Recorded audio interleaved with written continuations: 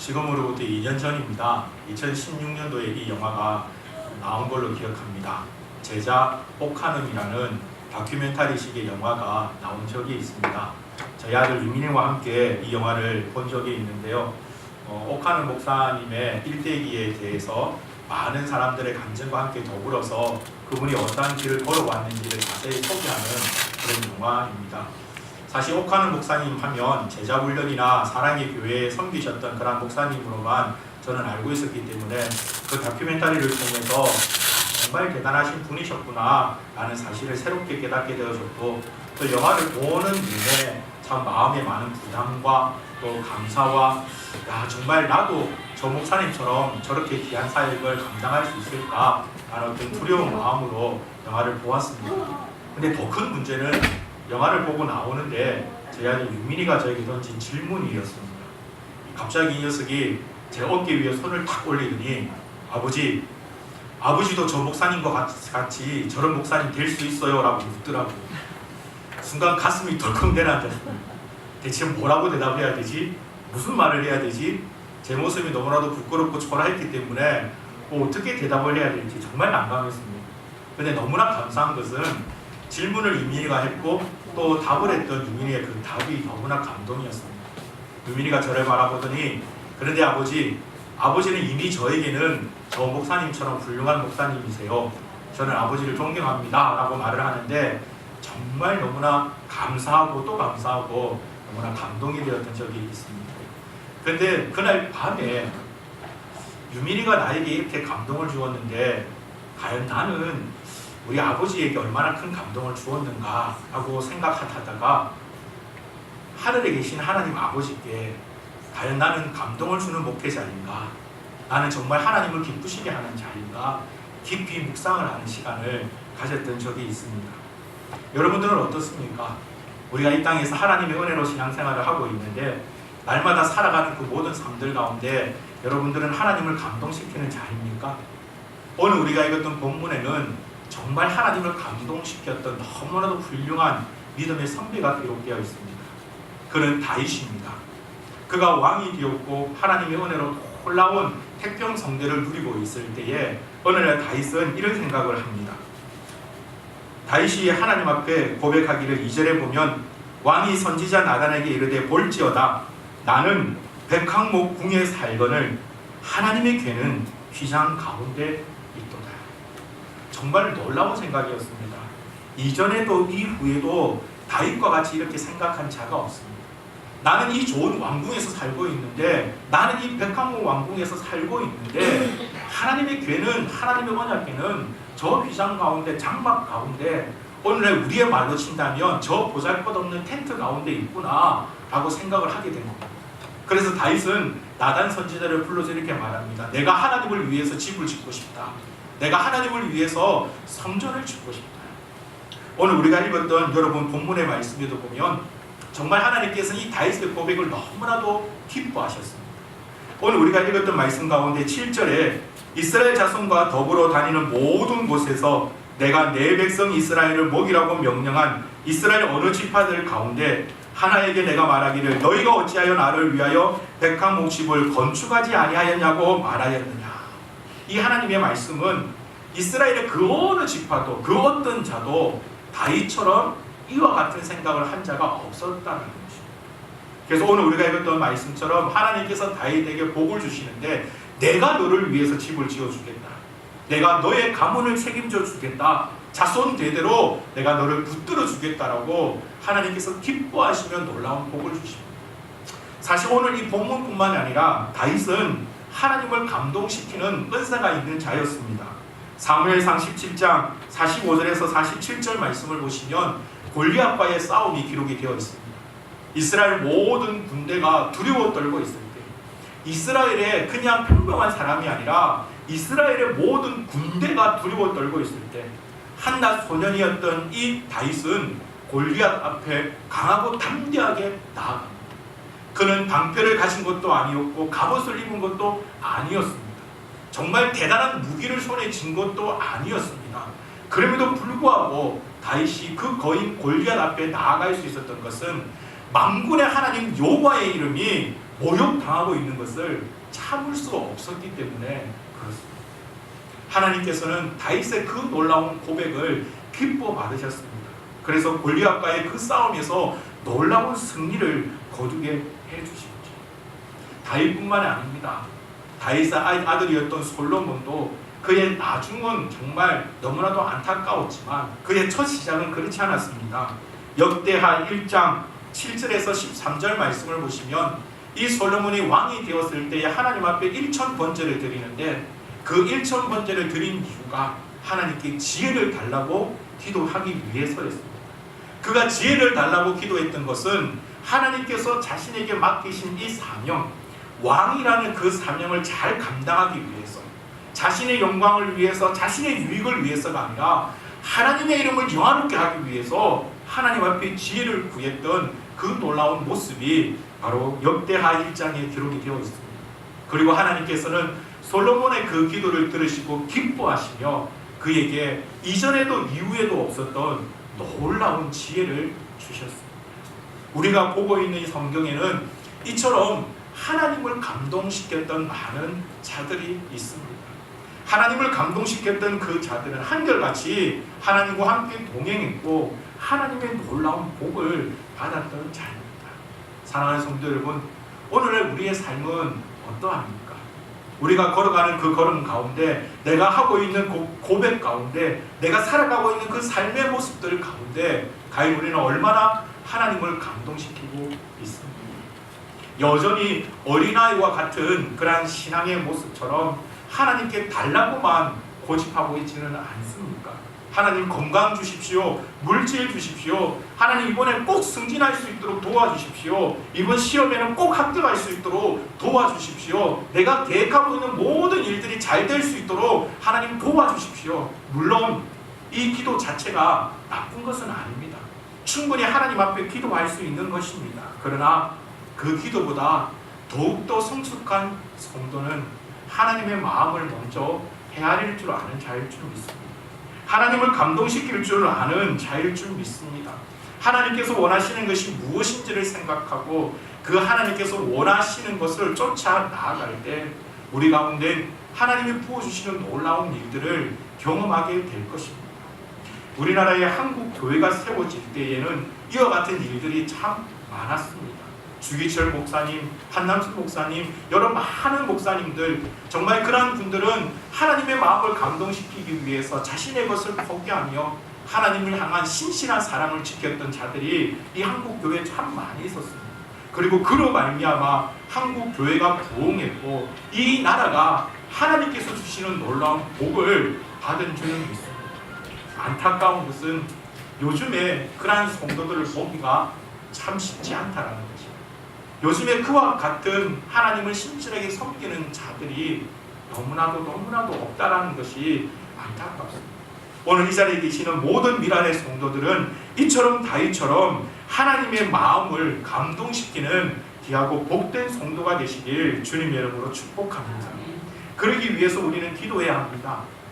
하나님의 마음을 먼저 알아야만 합니다. 하나님을 감동시키는 성도가 되기 위해서는 늘 하나님과 동행하는 자가 되어야 합니다. 사실 여러 가지 많은 부분 속에서 자료를 찾아보면 다윗에게 있어서는 그가 왕으로서 탁월한 자질을 가진 자가 아니었습니다. 객관적으로 볼 때 왕으로서의 탁월한 자질을 가진 자는 다윗보단 그 앞에 왕이었던 사울입니다. 외형적으로도 왕이 될 만큼 충분한 조건을 가진 자였습니다. 카리스마마저 정말 왕으로서 군주로서 부족함 없는 그런 자였습니다. 그러나 이 사울 왕은 하나님의 마음을 헤아리지 못했습니다. 하나님의 마음을 감동시키지 못했습니다. 외형적으로 볼 때에 사울과는 비교가 되지 않는 어쩌면 보잘것없는 그런 다윗이지만 이 다윗은 하나님의 마음을 감동시킬 줄 아는 자였습니다. 어떻게 이와 같은 일들이 가능했을까요? 다윗은 어릴 때부터 바깥에서 양을 치면서 늘 하나님과 동행했기 때문에 가능했습니다. 오늘로 친다면 늘 말씀을 묵상한 겁니다. 하나님께 기도하는 그 자리를 쉬지 않은 겁니다. 하나님을 찬양하며 예배드리며 하나님과 동행하는 그 매 순간순간을 놓치지 않았습니다. 그 결과 정말 다윗은 하나님을 너무나도 사랑하는 신실한 성도가 될 수 있었던 겁니다. 오늘날 우리가 젊은이들이 연애하는 모습들에서도 이와 같은 원리들을 너무나 쉽게 발견할 수 있습니다. 아무리 사랑해서 연애를 시작했다고 할지라도 만나는 횟수가 줄어들면 그 마음이 조금씩 식어버리지 않습니까? 그러나 연애하는 마음, 사랑하는 마음이 더욱더 깊어지는 것은 하루가 멀다 하고 끊임없이 만나며, 요즘은 여러 가지 많은 것들이 개발되어져서 늘 전화기를 귀에 대고 카톡을 주고받으며 문자를 주고받으며 끊임없이 온 마음을 다하여서 계속해서 동행할 때에 그 사랑의 마음이 깊어지는 거죠. 우리의 신앙생활도 늘 하나님과 함께 이와 같은 깊은 사랑을 나눌 수 있는 귀하고 복된 성도가 되시길 주님의 이름으로 축복합니다. 성경을 바라볼 때 더욱더 놀라운 한 가지 사실이 있습니다. 사실 성경의 전체적인 부분들을 살펴보면 우리가 하나님을 감동시키기보단 하나님께서 먼저 우리를 감동시키는 때가 더욱더 많은 것을 봅니다. 우리에게 주 예수 그리스도를 주신 것도 하나님의 놀라운 감동이지 않습니까? 우리의 모습을 살펴보면 정말 보잘것없는 그런 자입니다. 우리가 기도하면서 쉽게 고백하는 것처럼 정말 먼지보다도 못한 그런 죄인, 벌레보다도 더 못한 그런 죄인임에도 불구하고 하나님께서 우리를 사랑하셔서 자기 독자 예수 그리스도를 주시는 것을 아끼지 않으셨습니다. 그 육신을 십자가 위에서 찢어 죽이기까지 하시면서 우리를 향한 하나님의 사랑을 확증하셨다라고 성경은 말하고 있습니다. 하나님께서 우리에게 베풀어 주신 그 놀라운 은혜, 그 감동을 우리가 안다면 오늘 본문에 나타난 다윗처럼 하나님을 더욱더 기쁘시게, 하나님을 더욱더 감동시킬 수 있는 귀하고 복된 성도가 될 수 있기를 간절히 소망합니다. 이 하나님께서는 오늘 우리에게, 우리 미랄교회에게 또 놀라운 감동의 은혜를 선물을 해 주셨습니다. 하나님의 은혜로 시작된 일이 이제 하나님의 은혜로 노예까지 통과가 되어져서 이제는 우리 앞에 실제적인 일만 놓이게 되어졌습니다. 지나온 일들을 가만히 되돌아보면 하나님께서 우리에게 주신 놀라운 은혜이지 않습니까? 하나님께서 우리에게 베풀어 주신 놀라운 감동이 이미 우리에게는 충분히 있습니다. 사실 전 최근에 있었던 그러한 일들, 특별히 지난 노예의 모습들을 바라보면서 정말 하나님 앞에 감사할 수밖에 없다라는 생각이 너무나도 많습니다. 하나님께서 이 부족한 자를 이 귀한 미랄 교회에 보내주시고 우리 귀하신 담임 목사님 만나게 하여 주시고 정말 그분 밑에서 너무 귀한 것을 배우게 해주신 것이 얼마나 감사한지 모르겠습니다. 이미 이 자리에 계신 여러분들은 다 알고 계시겠지만 이번 노예를 준비하면서 정말 담임 목사님 밤낮이 없을 정도로 수고하고 또 애쓰셨습니다. 아침에, 점심에, 저녁에 필요한 분들을 만나면서 그동안 있었던 모든 일들을 설명하면서 정말 최선을 다해서 하셨습니다. 근데 그것보다 저는 더욱더 놀라운 것은 노예 당일 때였습니다. 새벽에 오신 분들은 아시겠지만 담임 목사님께서는 이 자리에서 이제는 우리가 금식해야 될 때이다라고 선포하셨습니다. 육신으로 할 수 있는 최선을 다해서 모든 일들을 하시고 난 다음 이제는 하나님 앞에 맡겨야 될 때라고 금식을 선포하셨습니다. 그리고 금식을 하시면서 노예에 참석하셨는데 노예에서도 진행되는 모든 일 가운데 저는 뒷자리에 앉아 있으면서 정말 대단하다는 생각밖에 들지 않았습니다. 저는 거의 맨 뒷자리에서 맨 앞에 앉아 계시는 목사님의 뒷모습을 보았습니다. 참 놀랍게도 진행되어져가는 모든 과정에 대해서만 설명하시고 난 다음 사실 많은 목사님들이 염려하는 마음에 안타까워하는 마음에 여러 가지 많은 얘기들을 하셨는데 그 모든 얘기에 대해서 단 한마디에 반박도 없으셨습니다. 그저 하나님 앞에 맡기시고 하나님의 뜻대로 진행되기를 바라는 그 모습으로 맨 앞자리에서 가만히 앉아 계시는 그 모습을 뒤에 보면서 한편으로는 안타깝기도 하고 한편으로는 정말 대단하다는 생각밖에 없었습니다. 한때는 노예 분위기가 우리 한사람 교회와 미랄 교회 합병에 대해서 부결하는 분위기로 많이 치우쳐졌습니다. 지금쯤이라면 나가셔서 정말 많은 분들이 오해하고 있는 부분에 대해서 그것은 사실이 아니다라고 반론할 수도 있을 것 같은데 맨 뒤에 앉아서 제가 배웠던 담임 목사님의 모습은 어떻게 되든지 간에 다 하나님의 뜻으로 받아들이시고 수긍하겠다라는 그 모습으로 가만히 앉아 계셨습니다. 나중에 하나님의 은혜로 투표까지 진행하게 되어졌고 결국은 이번에 이 안건이 가결되어지는 그 모든 순간마저 온전히 하나님께 맡기시는 그 모습을 보면서 정말 귀하신 목사님이다 라는 생각을 하게 되어졌습니다.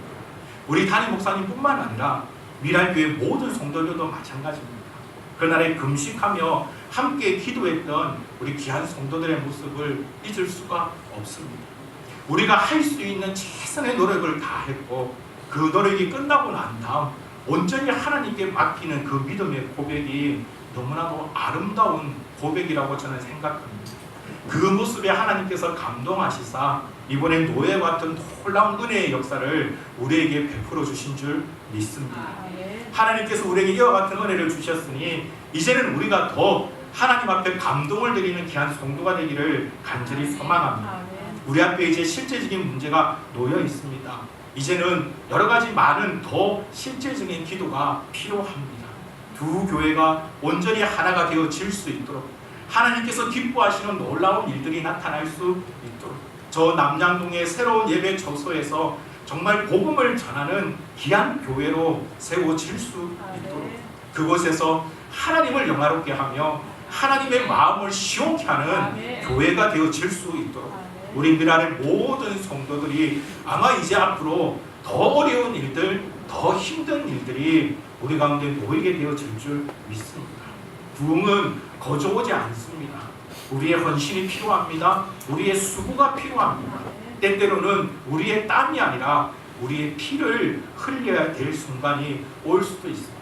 그러나 그럼에도 불구하고 오늘 본문에 나타난 이 다윗처럼 하나님을 먼저 생각하며 하나님의 마음을 먼저 생각하며 하나님께 순종하며 감동 드릴 수 있는 귀하고 복된 성도가 되시길 주님의 이름으로 축복합니다. 저는 이 본문의 말씀을 보면서 하나님께서 다윗에게 칭찬하시는 이 놀라운 장면에 큰 도전과 은혜를 받습니다. 11절 말씀을 보시면 전에 내가 사사에게 명령하여 내 백성 이스라엘을 다스리는 때와 같이 아니하게 하고 너를 모든 원수에게서 벗어나 편히 쉬게 하리라. 여호와가 또 내게 이르노니 여호와가 너를 위하여 집을 짓고 내 수완이 차서 내 조상들과 함께 누울 때에 내가 내 몸에서 날 내시를 내 뒤에 세워 그의 나라를 견고하게 하리라. 하나님께서 다윗에게 베풀어 주신 축복입니다. 하나님께서 정말 진심으로 기뻐하시며 마음껏 베풀어 주신 축복입니다. 이 놀라운 축복을 우리 미랄교회 성도들도 함께 누릴 수 있기를 간절히 소망합니다. 사랑하는 성도 여러분, 이제 더 기도하십시다. 이제 더 하나님 앞에 집중하십시다. 이제 더 하나님의 뜻을 찾으며 나아가십시다.